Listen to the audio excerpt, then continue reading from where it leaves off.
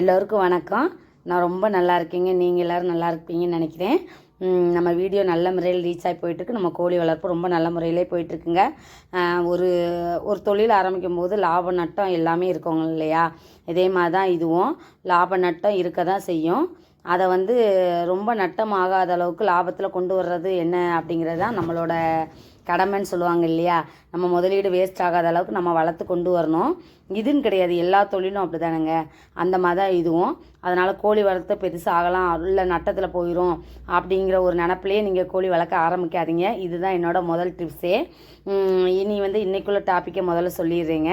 இன்றைக்குள்ள டாபிக் என்னென்னா, வீட்டில் குறைந்த இடத்துல, அதாவது நம்ம வீட்டில் கோழிகளை வளர்க்குறக்கு சில டிப்ஸ்ன்னு போட்டிருக்கேன். இது என்னென்னா, நிறைய பேர் கேட்குற ஒரே கேள்வி, நிறைய இடம் இருந்தால் தான் கோழி வளர்க்க முடியுமா? ஆனால் எங்கள் வீட்டில் 3 சென்ட் இடம் தான் இருக்குது, 5 சென்ட் இடம் தான் இருக்குது, 10 சென்ட் இடம் தான் இருக்குது, 1 ஏக்கர் 2 ஏக்கர் இருந்தால் தான் கோழி வளர்க்க முடியுமா அப்படிங்கிறது கேட்டால் இல்லவே இல்லைங்க. எல்லாருமே கோழி வளர்க்கலாங்க. நம்ம தேவைகளை, அதாவது வீட்டு தேவைக்கு தேவையான முட்டை, கோழியை, அந்த மாதிரி கோழி எல்லாமே நம்ம வளர்த்து அதிலேருந்து எடுத்து யூஸ் பண்ணோம்னா இன்னும் ஒரிஜினாலிட்டி நம்ம வீட்டுக்கு யூஸ் பண்ணிக்கலாம். அப்படிங்கிறது தான் இன்றைக்குள்ள டிப்ஸேங்க. இது நிறைய பேருக்கு யூஸ் ஆகுன்னு நினைக்கிறேன். ஏன்னா கொஞ்சம் இடம் இருக்குது, நம்ம கோழி வளர்க்க முடியாது அப்படிங்கிற நினைக்கிறவங்க டார்கெட்டை உடைக்கிற அளவுக்கு இன்றைக்கி நிறைய டிப்ஸ் கொடுக்குறேங்க. எல்லோரும் சேனலை பார்க்குறவங்க எல்லாருக்கும் ரொம்ப ரொம்ப நன்றி. எல்லோரும் லைக் பண்ணுங்கள், ஷேர் பண்ணுங்கள், சேனலை சப்ஸ்கிரைப் பண்ணி வச்சுக்கோங்க. அப்போ தான் நான் போடுற வீடியோஸ்க்கெலாம் உங்களுக்கு பயனுள்ளதாக இருக்கும். பார்த்துக்கலாம். அடுத்து நம்ம டிப்ஸுக்கு போகலாம். முதல் டிப்ஸ் என்னென்னா, நிறைய கோழி வாங்கி விட்டு தான் பண்ணை முறையில் வளர்க்கணும், இல்லை வீட்லேயுமே நிறையா கோழி வாங்கி விட்டு தான் இது பண்ணணும் அவசியம் இல்லைங்க. முட்டையிடுற கோழியை வாங்காதீங்க. ஏன்னா ஒரு இடத்துல முட்டையிட்டு அவங்க நல்லா முட்டையிடுற கோழியோ, இல்லை கரெக்டாக முட்டையிட்டு அடகு வைக்கிற கோழியோ யாரும் விற்க மாட்டாங்க. அதை முதல்ல நல்லா டார்கெட் பண்ணிக்கங்க. ரொம்ப கோழி சின்ன கோழி குஞ்சை வாங்காதீங்க. இது 2 முக்கியங்க. முட்டையிடுற கோழியும் வாங்காதீங்க, புதுசாக வளர்க்குறவங்க ரொம்ப சின்ன கோழி குஞ்சும் வாங்காதீங்க. ஓகேங்களா? வாங்கும்போது 2 பொட்டை 3 பொட்டை ஒரு சேவல்னு வாங்குங்க. வீட்டில் சேவல் இருந்துச்சுன்னா பொட்டை கோழி மட்டும் தேர்ந்தெடுத்து வாங்க. விடையாகவும் பக்குவத்துலேயும் விடையாகவும் வாங்காதீங்க. ஏன்னா ஒரு சில மலட்டுத்தன்மை கோழிகளும் இருக்கும். அந்த மாதிரி உள்ள கோழிகளை மாட்டிக்கிட்டோம்னா நம்ம அதுலேருந்து இங்கே நம்ம வீட்டுக்கு வந்த பிறகு முட்டையிடும்னு பார்த்து நம்ம ஓஞ்சி போயிடுவோங்க. இந்த 2 அனுபவமே எனக்கு இருக்குது. அதனால தான் உங்கள்கிட்ட மெயினாக ஷேர் பண்ணிக்கிறேங்க. அதை 2மே அந்த மாதிரி வாங்காதீங்க. அப்போ எப்படி வாங்கி வளர்க்கணும் அப்படின்னா, ஒரு குஞ்சு, அதாவது பொட்டை சேவல் தெரியும் சரியா, அந்த ஸ்டேஜில் வாங்க. வால்லாம் முளைச்சி நல்லா வெளியே விட்டால் கீழ்ப்பில் காக்கா எதுவும் தூக்காத அளவுக்கு இருக்கும் இல்லையா, அதை வாங்குங்க. எந்த கோழி வாங்கினாலும் மெதுவாக நம்ம இடத்துல பழக்கி விட்டு, இந்த அடுப்பை சுற்றணும் இதெல்லாம் ஒன்றும் பிரச்சனை இல்லைங்க. முதல்ல நம்ம கூண்டில் ஒரு 2 நாள் 1 நாள் பழக்கி, நம்ம போனால் பயப்படாத அளவுக்கு தீவனம் போட்டு பழகிட்டு அதுக்கப்புறம் வாங்க. யாருமே வாங்கிட்டு வந்த உடனே அரிசியை போடாதீங்க. கோழி தீவனம் 1 கிலோனாலும் வாங்கி வச்சுக்கோங்க. ஏதாவது வெளி மேய்ச்சல் இருக்கவங்க பேருக்கு ஸ்நாக்ஸ் மாதிரிங்க. நான் இது நிறைய வீடியோஸில் சொல்கிற ஒரே விஷயம் என்னென்னா, அரிசி போடக்கூடாதுன்னு கிடையாது. ஓகேங்களா? நம்ம ஸ்நாக்ஸ் சாப்பிடுவோம் இல்லையா, ஸ்நாக்ஸே சோறாக சாப்பிட முடியுமா? இல்லை. அந்த மாதிரி அரிசியை ஸ்நாக்ஸ் மாதிரி யூஸ் பண்ணிக்கோங்க. அப்போ கொஞ்சம் கோழி இருந்துச்சுன்னா, நமக்கு இடம் இருந்துச்சுன்னா அதுலேயே மேய்ஞ்சிட்டு மிச்சத்துக்கு இந்த ஸ்நாக்ஸ் மாதிரி சாப்பிட்டுக்கும். அப்போ நிறைய கோழி இருக்கும்போது அதுக்கு பத்தாது அந்த தீவனம். அப்போ நம்ம கோழி தீவனமோ இல்லை கம்பு, கேழ்வரகு, இந்த மாதிரி சத்துள்ள ஆகாரமோ கொடுக்கணும்.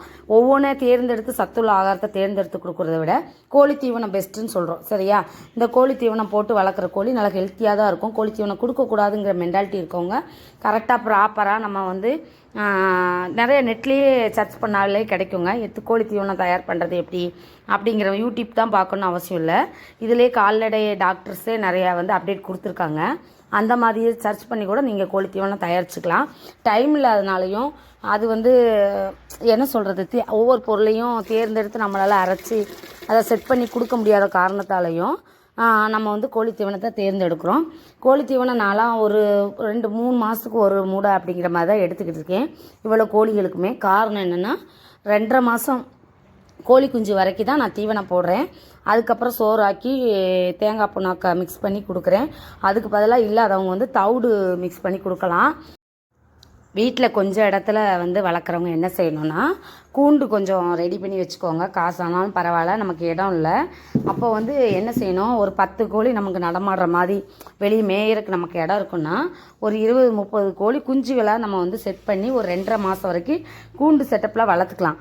அப்போ வந்து இது வந்து பெருசாகும்போது 10 கோழி தான் நமக்கு மேயறக்கு இடம் இருக்குது. அப்போ வந்து அந்த 10 கோழியை சேல் பண்ணிவிட்டு திருப்பி வந்து அந்த கூண்டுலேருந்து இறக்கி விடும்போது 20-25 கோழி இருக்கும் சரிங்களா. அதையுமே ஒரு நல்ல ரேட்டுக்கு நமக்கு சேல் பண்ணிவிட்டு அடுத்த ஸ்டெப்பு அந்த அதாவது அந்த கூண்டு வந்து ஃப்ரீயாக இருக்கும் இல்லையா, அதில் வந்து அடுத்த ஸ்டெப்பு அது ஒரு 20-30 அதாவது ஒரு 50 கோழி குஞ்சு வரைக்கும் நம்ம கூண்டுலேயே ஒரு 2.5 மாதம் வரைக்கும் 2.5லேருந்து 3 மாதம் வரைக்கும் வச்சுக்கலாம்.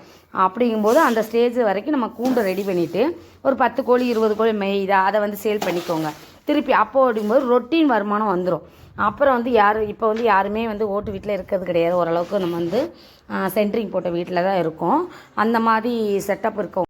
மாடியில் என்ன செய்யலான்னா நம்ம அந்த தகர கொட்டகை மாதிரி போட்டுக்கிட்டு அதில் வந்து கீத்து சொல்லுவாங்களே, தடுக்கு அல்லது தட்டி எப்படி சொல்லுவாங்களோ தெரியல, அந்த மாதிரி ஓலையில் கெட்டி விட்டு இந்த கிளைமேட்டு அதாவது என்ன சொல்கிறது, ரொம்ப ஹீட்டு இறங்காத அளவுக்கு கொஞ்சம் கிளைமேட் கொண்டு வந்துட்டோன்னா நம்ம கோழி பண்ணையில் எப்படி நம்ம வந்து அடைச்சி வச்சு கதவு போட்டு அதில் வந்து அடைச்சி வச்சு நம்ம வந்து ஒரு குறிப்பிட்ட ஸ்டேஜ் வரைக்கும், அதாவது இந்த 2.5 மாதத்துலேருந்து இறக்கி விட்றோம் இல்லையா, அதுக்கப்புறம் உள்ள ஸ்டேஜ் வரைக்கும் அதில் வளர்த்துக்கிட்டு கீழே ஒரு மாதம் 2 மாதம் அலைய விட்டு அப்படியே சேல்ஸ் பண்ணிடலாம்.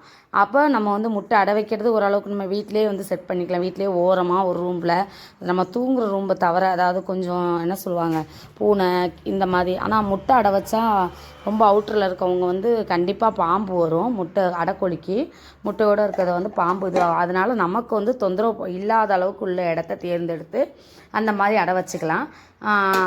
எல்லாமே நம்ம சேஃப்டி முக்கியம் இல்லையா, அதை பார்த்து நம்ம என்ன பண்ணணும் அப்படிங்கிறத தெளிவாக இது பண்ணிக்கோங்க. ப்ரூடிங் செட்டப்புமே வீட்டுக்குள்ளே போடலாம். நான்லாம் வீட்டில் தான் வச்சுருக்கேன். ஆனால் வந்து நம்ம படுத்து தூங்குகிற ரூமுக்கும் அதுக்கும் சம்மந்தம் இருக்கக்கூடாது, தனியான ரூம்பாக இருக்கணும்.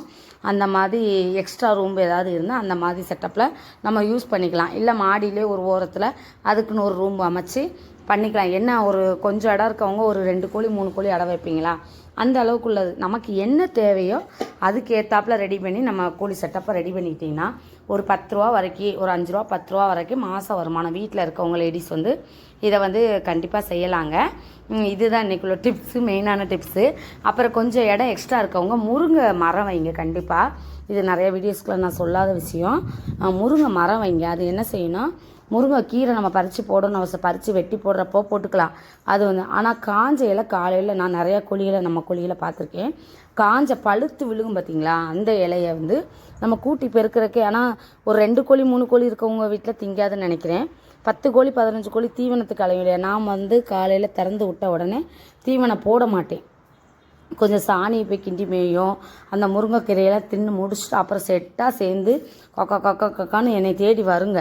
அப்போ தான் தீவனம் போடுவேன். ஏன்னா அந்த டைமிங்கில் அது என்ன செய்யுது, நிறையா ஸ்நாக்ஸ் ஐட்டங்கள், அதாவது வேப்பங்கொழுந்துலேருந்து முருங்கைக்கீரையிலேருந்து எல்லாமே நல்லா சாப்பிடுதுங்க. அந்த மாதிரி தான் ஓரளவு ஹெல்த்தி ஃபுட்டு நமக்கு கொடுக்குற அளவுக்கு வந்துடுதுங்க. கிண்டி மேயறதுனால நல்லா ஹெல்த்தாக இருக்கும் உங்கள் கோழி. இதை சாப்பிட்டு முடிச்சதுக்கப்புறம் நம்ம செயற்கையாக போடும்போது கொஞ்சம் ஹெல்த்தி ஆகிடுதுங்க. வீட்டில் வந்து கொஞ்சம் இடம் இருக்கவங்க கண்டிப்பாக கோழி வளர்க்கணும் கட்டாயம் இல்லை சரிங்களா. அதாவது அதில் இன்ட்ரெஸ்ட் இருக்கவங்க இதில் வீட்டில் கொஞ்சோண்டு இடத்துல வளர்க்குறதுல ஒரு சில பிரச்சனைகள், அதாவது எச்சம், அதாவது ஆயிருக்கும் இல்லையா, அது வீட்டு வாசலில் வந்து டைல்ஸ் போட்டிருப்போம், அதில் வந்து பெயிண்ட் வச்சிரும், அதெல்லாம் நிறைய பேருக்கு இடைஞ்சலாக இருக்கும். அப்படிப்பட்டவங்க என்ன செய்யணும்னா கொஞ்சோண்டு அடப்பு மாதிரி அடைச்சி வீட்டு பக்கத்தில் வர விடாத அளவுக்கு வச்சுக்கிட்டு அந்த கொஞ்சோண்டு இடத்துல கம்புகளை கொஞ்சம் நிறைய கட்டி விட்டிங்கன்னா அந்த கம்புகளில் ஏறிய ஜாலியாக ஒன்று உட்காரும், நல்லா அது வந்து என்ஜாய் பண்ணும். நம்ம வீட்டை நோக்கி வராதுங்களா, இதை தவிர்க்கலாம். அப்புறம் நம்ம என்ன வீட்டில் வந்து வெளியே வாங்குகிற முட்டையை விட முட்டை வந்து நிறைய கிராஸ் முட்டைகள் இருக்கும். முட்டை எல்லாமே நாட்டுக்கோழி முட்டைன்னு சொல்லி கொடுக்குறாங்க. ஆனால் ஒரிஜினல் ப்ரீடுங்கிறது டவுட்டு தான். நம்ம வீட்டில் வளர்த்து சாப்பிடும்போது அதோட ஹெல்த்தி ஃபுட்டு நம்மளே பார்த்து இது பண்ணிக்கலாம். அதுபோல் வீட்டு தேவைக்கான கறி தேவைகளை கொஞ்சம் நிவர்த்தி பண்ணிக்கலாம். பிராய்லர் கறியை தேடி போகாமல் நாட்டுக்கோழியை தேடி தான் எல்லோரும் வர்றாங்க. ரேட் அதிகமாகிடுச்சு இப்போ. இருந்தாலும் நம்ம இதை தான் சாப்பிட விரும்புகிறாங்க எல்லாருமே. டேஸ்ட்டும் அந்த அளவுக்கு இருக்குதுங்க. வெளிமேச்சலில் விடும்போது அந்த டேஸ்ட்டு கொடுத்துடலாம். டேஸ்ட்டு நீட்டாக வந்துடுது. நம்ம வீட்டு தேவைகளுக்கு அதை நிவர்த்தி பண்ண கண்டிப்பாக கோழி வளர்க்கணுமாங்கிறதுனா தேவையில்லை. ஆனால் அதோட இன்ட்ரெஸ்ட்டு ப்ளஸ் அதோட வேல்யூ தெரிஞ்சவங்க மிஸ் பண்ணாமல் கோழி வளங்க.